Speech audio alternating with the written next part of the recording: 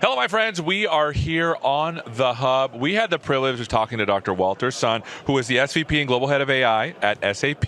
We talked about 𝗦𝗲𝗀𝗀𝗀𝗀, the cool 𝗦𝗲𝗀𝗀𝗀𝗀 code thing, but we wanted to come down to the Hub to take a look at your booth.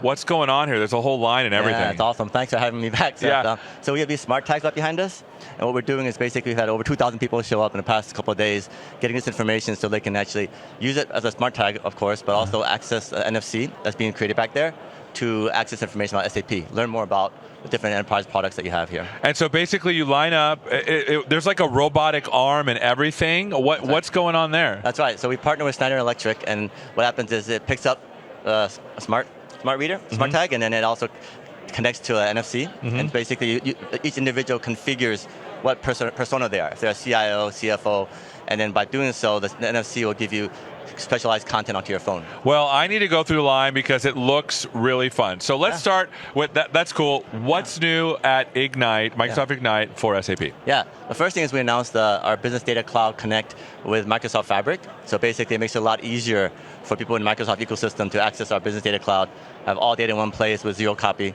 We also talked, as we mentioned yesterday, about 𝗦𝗀𝗀𝗀𝗀 AI, where we actually are making our fine-tuned domain-specific language model available. You can access it through VS Code, and so that way developers which are using GitHub Copilot with VS Code can now use the mainline languages along with our domain-specific language. So you can do all the development in one place. So that's kind of the value add there. That's amazing. So what was the first one again? Remind us, the first part. We talked about 𝗦𝗀𝗀𝗀𝗀𝗀, but there was the one that you said first. Tell me more about that one. Oh yeah, so basically the first thing is basically Business Data Cloud is our data offering. Because we have a suite-first strategy of having all different lines of businesses suites, the data is available for each of these products. And so the idea behind that is that we actually want customers to have all the data in one place so that the best insights can be derived from it. And by partnering with Microsoft Fabric, customers who have data in one place or another can actually access them together without with zero copies, so you don't have to copy information over. Oh, wait, so is this like a data replication thing, or is it more than that? Yeah, no replication. You just do delta shares. Basically, instead of copying all the data over and making edits, you actually have a protocol that actually lets you handle the processing without moving all the data over. That is amazing. So let's talk about the partnership between SAP and Microsoft. Yes. Tell us about that. Yeah, we've had Microsoft and SAP worked together since the 90s. We've been partners for a long time. And the one interesting thing is everyone's talking about agents today. The interesting thing is a year and a half ago we connected and talked about the fact that we are looking at connecting Joule, which is our AI Copilot, with Microsoft Copilot. And so the idea is that because there are a lot of people in the productivity space that use Microsoft that also use SAP's business applications, you can actually start in Joule and access both business questions as well as productivity questions. And if you're in Copilot, you can do the reverse, where you actually can access questions about SAP technology inside of Copilot. And that's really cool how you can, because Joule is like the Copilot for SAP, but we have the Copilot in Microsoft, but they both kind of work hand in hand together, right? That's right. And the main goal is basically we don't want customers to be siloed and forced to use multiple different Copilots. You want to use one and try to get everything together. And so the collaboration and partnership allows us to do that seamlessly. That's amazing. So tell us about your customers. How are they enjoying using Joule? Tell me about the success that they've had there. Yeah, customers are really enjoying the fact that they can use natural language to get a fast start.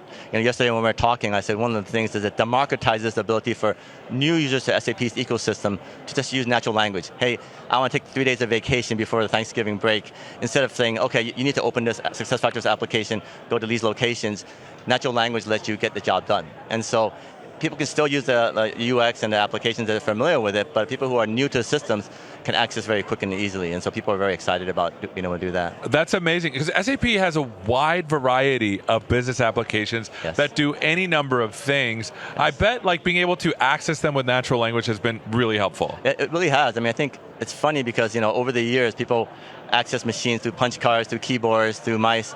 But natural language is the natural way that we communicate with machines. It was just that machines hadn't caught up to us before. Right. And now that we're at that stage in the ecosystem, we're able to use natural language for a lot of things. And this is basically useful for both, here in this case, business applications, and also in the 𝗦𝗀𝗀𝗀𝗀 case for development as well. That's amazing. So what are you most excited about when it comes to AI, SAP, future looking? Yeah, I think having agents help in each of us. Like agents are basically junior assistants in some ways. So you and I can each have our agent that can help us handle the mundane, repetitive, or even react more quickly. You and I are on the show floor. We're busy today. If someone needs something from us immediately, if we have a junior assistant as an agent that can do the work for us, answer the question, or let people know that we're unavailable for a couple hours, but this is kind of the answer we have. Just like you have as a human being, as a junior assistant. That's kind of what I think all these agents can do for us. That's amazing. So you're at SAP, you do AI. Yes. What are you telling people in SAP to look to maybe help innovate business applications with AI? I tell people, especially employees, we should try out our all language models. We have a system called the Generative AI Hub,